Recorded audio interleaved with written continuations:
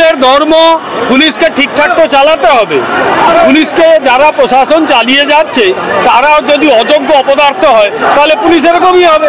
সেই পুলিশ লুকিয়ে থাকবে, সেই পুলিশ মাথায় ফাইল দিয়ে মাথা বাঁচানোর চেষ্টা করবে। এই তো পুলিশ, এইরকম সাহসী পুলিশ নিয়ে রাজ্য চলছে, কি হবে? আর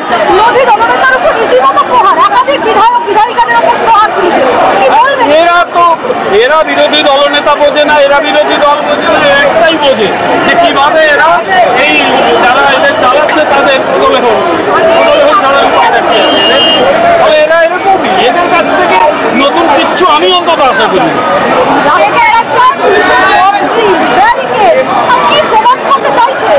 পুলিশ প্রমাণ করতে চাইছে যারা অন্যায় করেছে তাদেরই ওরা রক্ষা করতে প্রতিশ্রুতিবদ্ধ, অন্য কাউকে রক্ষা এদের করার দরকার।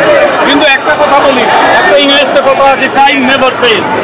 যে ক্রাইম করেছে তাকে তার কিন্তু সত্যের মুখোমুখি হতে হবে, আজ হোক না।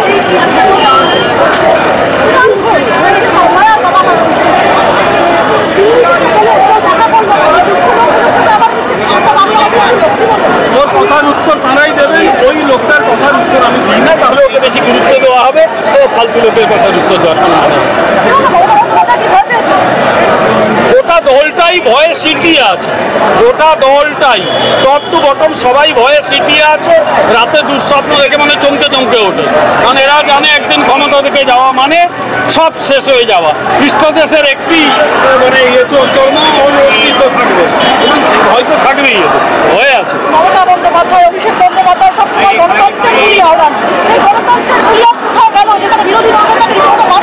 গণতন্ত্র কাকে বলে একটু শিখে নি, যদি না পারে আসুক, আমি বিনা পয়সায় পড়িয়ে দেবো। 38 বছর ধরে শিক্ষকতা করছি, পড়িয়ে দেবো বিনা পয়সা নেবো না, পয়সা ছাড়াই ওদের গণতন্ত্র শিখিয়ে দেবো, আসুক আমার কাছে।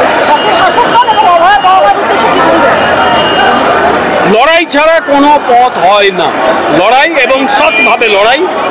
তার কি ক্ষমতা বুঝুন, লড়াইটা চালিয়ে যান, প্রতিবাদ চালিয়ে যান। গণতন্ত্রের সবচেয়ে গুরুত্বপূর্ণ বিষয় হচ্ছে প্রতিবাদ। নিয়ে যে চিঠি দিয়েছে ইএসআই, এবং সেই চিঠির প্রেক্ষিতে মমতা বন্দ্যোপাধ্যায় যে বলছে যে আমি কাউকে সাসপেন্ড করতে দেব না, এ ব্যাপারে আপনি কি বলছেন? ইসিআই একটি কি বলবো সাংবিধানিক সংস্থা, সংবিধান স্বীকৃত সংস্থা, সুতরাং সে কিভাবে এসআইআর করবে ওটা ও ঠিক করবে। রাজ্য প্রশাসন আটকাতে পারে না, যদি আটকাতে যায় সংবিধানে তার ব্যবস্থা রয়েছে, সেই ব্যবস্থা অনুযায়ী সংবিধান ব্যবস্থা নেবে। কিন্তু মমতা বন্দ্যোপাধ্যায় যে কাজ করতে চাইছেন এটা আদালত পর্যন্ত গড়াবে এবং তাতে ইলেকশন পিছিয়ে যেতে পারে। পেছবে, কিন্তু এসআইআর হতে হবে, মৃত ভোটারের নাম বাদ দিতে হবে, ভুতুড়ে ভোটারের নাম বাদ দিতে হবে, একটা ব্যক্তির একাধিক জায়গায় যদি নাম থাকে সেগুলোকে বাদ দিতে হবে, এবং যারা বিদেশি নাগরিক এখানে ঢুকে ভোটার লিস্টে নাম তুলেছে তাদের নাম বাদ দিতে হবে। কিন্তু মমতা বন্দ্যোপাধ্যায় যে পথে এগোচ্ছে, মনে হচ্ছে না যে ইলেকশনটা সময় মতন হবে। এ ব্যাপারে আপনার কি মতামত? কখন হবে না হবে ওটা ঠিক করবে নির্বাচন কমিশন, এবং আমরা চাই নির্ভুল ভোটার লিস্ট, তারপরে নির্বাচন হবে। ধন্যবাদ আপনাকে।